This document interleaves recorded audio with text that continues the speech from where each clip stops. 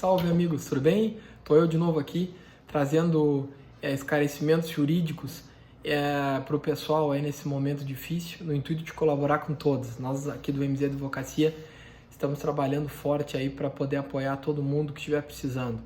E cumprindo então a nossa função social, agora eu venho trazer um tema aqui que temos sido muito consultados nos últimos dias diante dessa pandemia, essa situação especial, que são exatamente aquelas situações que caracterizam como caso fortuito, força maior, e as pessoas seguidamente nos questionam, as empresas também, porque tem reflexões, ou melhor, especificações contratuais nesse sentido, querendo saber se podem aplicar, se não pode, para mudar contratos, se eximir de obrigações.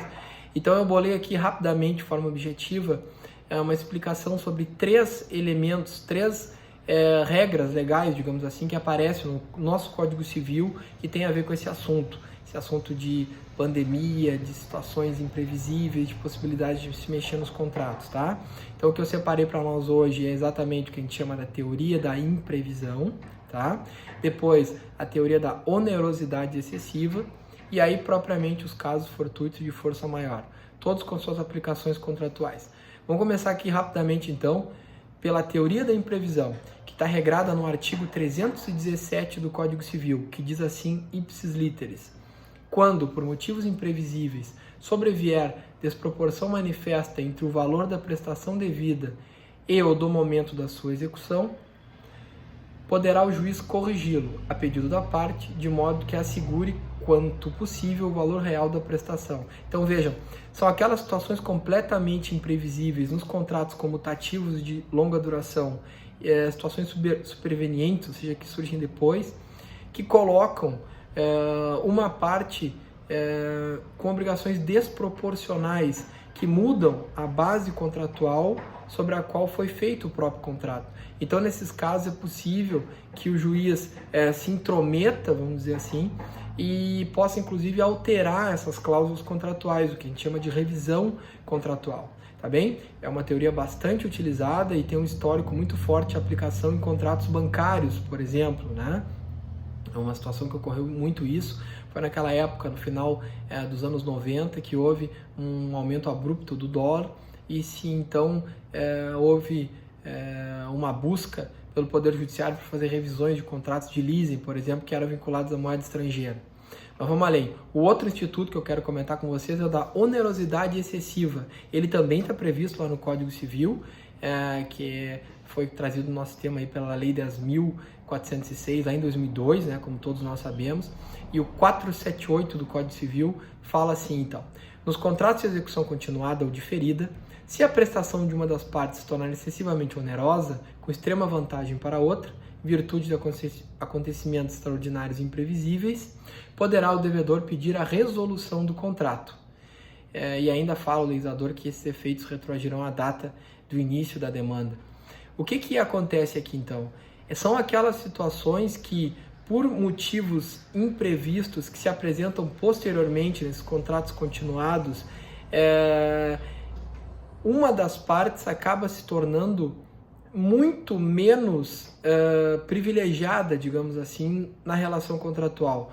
Ou melhor dizendo, sendo mais técnico aqui com vocês, a parte acaba se tornando excessivamente onerada, de forma que nunca teria firmado a contratualidade assim. Então, até mesmo como consectário de princípios básicos de equidade contratual, de vedação de enriquecimento ilícito e por aí vai, a legislação então prevê essa possibilidade. E aqui o legislador fala que o juiz pode extinguir o contrato, resolvê-lo, é o termo utilizado, dizendo que a parte pode expedir essa resolução.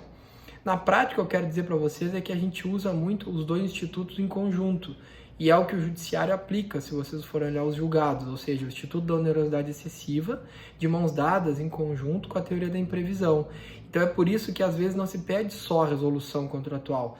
Na maioria das vezes se pede a alteração, a revisão de alguma cláusula através de um poder judicial, ou seja, do juiz construí-la novamente, ou afastá-la, ou interpretá-la diferente, para recompor a equidade na contratualidade, tá bem? E por fim aqui, mas não menos importante, eu queria falar dos tão falados, casos fortuitos de força maior. Ou seja, São aquelas situações que são completamente imprevisíveis, inafastáveis e que não são imputáveis em nenhuma das partes. Aquelas situações como desastres naturais, pandemias, como a gente está vivendo agora, que as partes de forma alguma poderiam antevê-las, as formas que estão acontecendo, o tempo de duração e ainda mais o que impactaria quando elaboraram as regras contratuais e distribuíram obrigações entre si, né? Então, mesmo que os contratos não tenham essa previsão, o Código Civil traz essa possibilidade lá no artigo 393, e diz assim: o caso fortuito de força maior verifica-se no fato necessário, cujos efeitos não era possível evitar ou impedir. E aí segue o legislador dizendo assim: o devedor não responde pelos prejuízos resultantes de caso fortuito ou força maior, se expressamente não se houver por eles responsabilizado. Então, o questionamento é: essa pandemia é um caso fortuito ou de força maior? Eu não quero entrar na discussão da diferença entre um e outro, se discute muito isso na doutrina, e vou aproveitar porque até o Código Civil trata dos dois em conjunto, mas me parece que dependendo da situação, a pandemia do coronavírus sim caracterizaria como caso fortuito de força maior. Mas eu reitero que nós temos que averiguar especificamente as cláusulas contratuais que está se querendo alterar, se é que elas existem com relação a esse assunto, né? E ainda a data na qual o contrato foi firmado. Por exemplo, se esse contrato foi firmado no início de fevereiro, né, já começa a ficar discutível a questão de se era previsível ou não, para todos os efeitos dos três institutos que eu estou falando, né, a pandemia. Claro, poderia sempre se argumentar que os efeitos do lockout imposto pelo poder público, por exemplo, não seria, mas seria uma análise concreta. E é isso que eu quero trazer aqui como encerramento.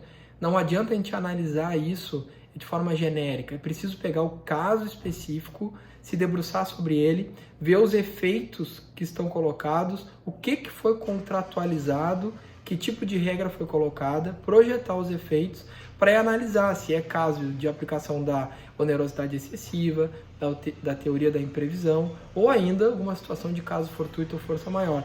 Tudo para tentar afastar uma obrigação imprevisível, excessiva, que traga iniquidade entre as partes, ou ainda evitar que uma parte seja penalizada por algo que não tem mais condição de cumprir por um caso fortuito ou de força maior, por exemplo. Tá bem? Então, o caso concreto que vai acabar nos revelando como agir, como resolver. Por isso que a gente precisa analisar caso a caso.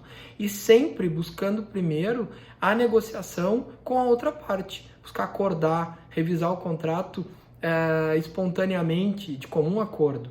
Para, em último caso, buscar o judiciário. Seria um erro crasso sair buscando o judiciário, entrando com revisionais, sem estressar ao máximo a possibilidade de negociação, que são muito mais efetivas e muito mais baratas para todos, né?